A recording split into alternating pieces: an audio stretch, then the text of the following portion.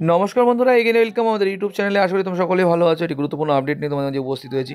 তোমরা জানো যে সামনে কিন্তু ক্লার্কশিপ এক্সাম জুন মাসে হচ্ছে এটা, ঠিক আছে? ভোটের পরপরই কিন্তু ক্লার্কশিপ এক্সাম হবে। ক্যান্ডিডেট কিন্তু অনেক ক্যান্ডিডেট রয়েছে, অনেক পরীক্ষা দেবে, মানে কম্পিটিশানে কিন্তু খুব টাফ হবে।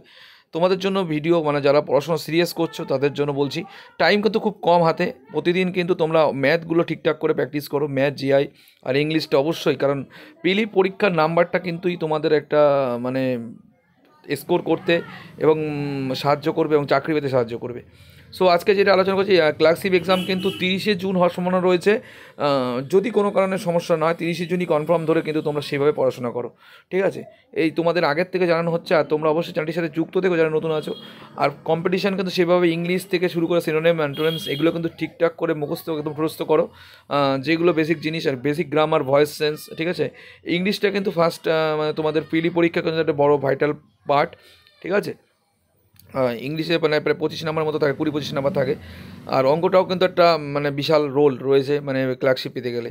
আর তোমরা পড়াশোনা করো, আর মেন্স পরীক্ষার জন্য আমি কীভাবে স্টাডি করবে সব কিছু বলে দেবো, কারণ আগে পিলিটা তোমরা কোয়ালিফাই করো আর ভালো স্কোর করে, আমি চাই আমার চ্যানেলে যারা আছো। আর অবশ্যই যারা নতুন দেখছো তারা চ্যানেলটি সাবস্ক্রাইব করো। তোমাদের কিন্তু ক্লার্কশিপের এক্সাম সম্ভাবনা রয়েছে 30শে জুন, ওরা রোববার পড়ছে, ঠিক আছে?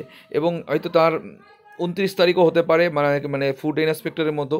ওটা কিন্তু অনেক ভাগও হতে পারে, ঠিক আছে? অনেক ভাগ করা, মানে ভাগ বলতে মানে মানে 2-3টে শিফটে হতেও পারে, ঠিক আছে?